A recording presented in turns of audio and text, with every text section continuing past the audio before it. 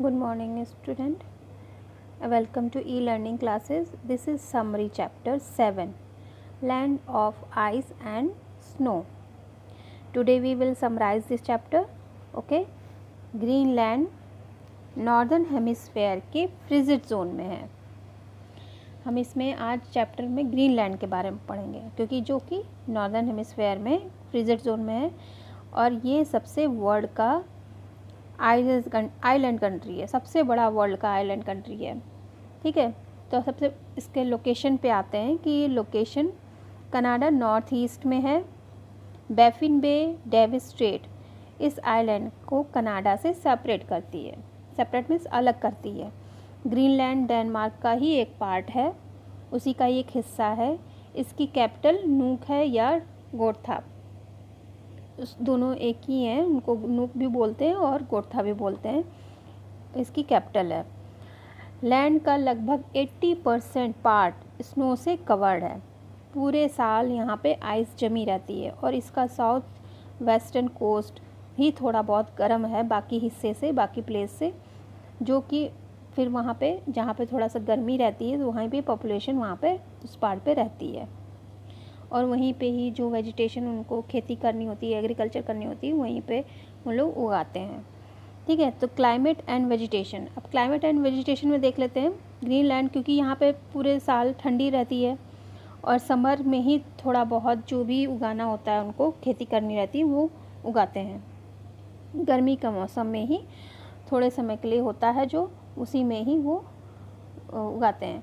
और विंटर्स बहुत ही लॉन्ग होते हैं. टेम्परेचर 5 डिग्री सेंटीग्रेड समर में रहता है और -23 डिग्री सेंटीग्रेड से विंटर में और नीचे चला जाता है.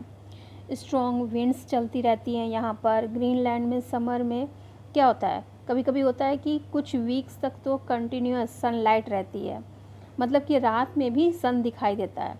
और विंटर्स में सन बहुत ही मुश्किल से दिखाई देता है, बिल्कुल हॉरिजन पर. हॉरिजन मतलब बिल्कुल एकदम किनारे किनारे से होकर के वहीं पे डूब जाता है. विंटर मंथ्स में भी मतलब अंधेरा ही रहता है. अब यहाँ एक्सट्रीम कोल्ड क्लाइमेट है तो वेजिटेशन भी बहुत ही कम होगी. समर सीज़न में ही थोड़ा बहुत जो भी होती हैं short grasses, shrubs, wild plants, herbs, lichens, mosses, currants और ब्लूबेरीज, कैरनबेरीज यहीं पे ये सब उगाते हैं. ठीक है, तो यही सब मिल पाती हैं क्योंकि यहाँ पे तो पूरे साल बर्फ़ भी जमी रहती है और कुछ एरिया में ही खेती की जाती है. ठीक है, तो अब वाइल्ड लाइफ क्या है. वाइल्ड लाइफ ठंड होने के बावजूद यहाँ पे वाइल्ड लाइफ बहुत ही रिच है.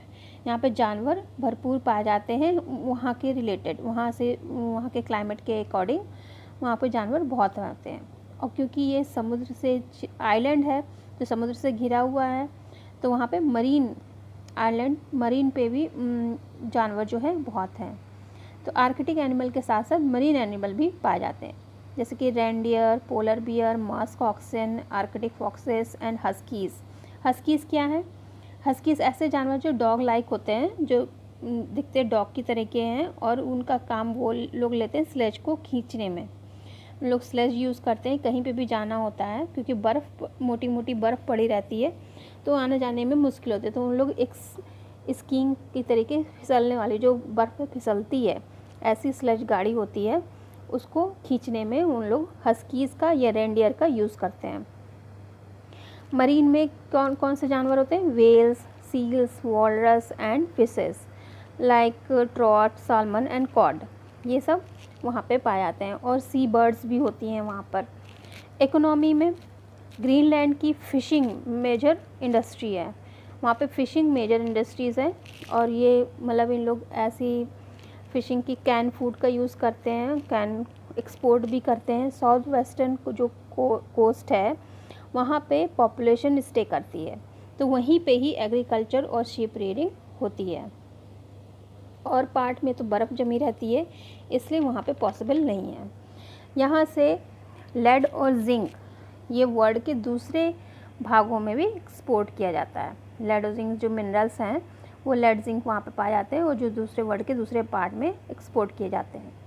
अब लाइफ इन जो पीपल की लाइफ है वहाँ के लोगों की, क्योंकि वहाँ पे तो अब जाहिर सी बात है क्लाइमेट जिस तरह का रहता है उस तरह की लाइफ भी हो जाती है. तो इन्यूट्स या एस्किमोज यहाँ के ओरिजिनल इनहेबिटेंट्स हैं, वो वहाँ के रहवासी हैं एस्किमोज। और ये कद में छोटे होते हैं, स्किन कलर इनकी येलोइश होती है। ये लॉन्ग लेदर शूज़ पहनते हैं, डबल सेट्स के ट्राउज़र्स पहनते हैं क्योंकि वहाँ ठंड होती है। और जो कोट होता है उनका, जिसको परका बोलते हैं, वो एनिमल के फर से बना होता है।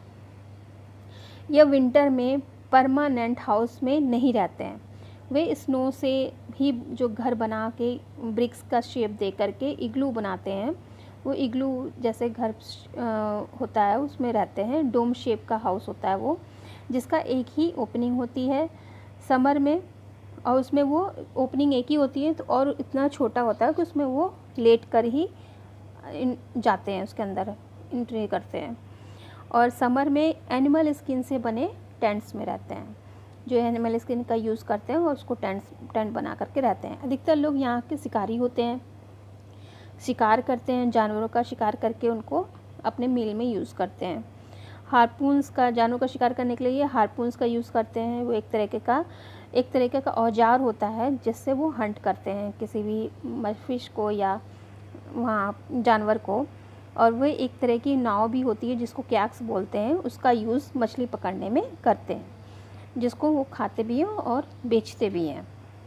चेंजिंग लाइफस्टाइल क्योंकि पहले के टाइम में इतनी वहाँ पे फैसिलिटीज़ नहीं थी, तो अब लेकिन फैसिलिटीज़ बहुत सारी हो रही हैं धीरे धीरे। तो वहाँ पे पहले के लोग जो है इग्लू पे रहते थे, अब वुडन हाउस बनाते हैं। कच्चे मीट खाते थे, अब वे फूड को कुक करते हैं, कैन फूड का यूज़ करते हैं। हारपून्स का यूज़ करते थे हंटिंग में, अब गन्स का यूज़ करते हैं हंटिंग में। और फिर हस्की जो है पुल स्लेज करते थे, उनकी अब मोटराइज स्लेज आ गई है। वो नोमैडिक लाइफ में रहते थे, अब टाउन्स बना के रहते हैं। अब पहले एजुकेशन नहीं था, अब इस समय जो है उनके चिल्ड्रंस स्कूल में जाते हैं, तो इतनी चेंजेस आ गए हैं। ओके, तो ये पहले के और अब के टाइम में। Okay student, this is summary of the chapter 7 land of ice and snow. Thank you.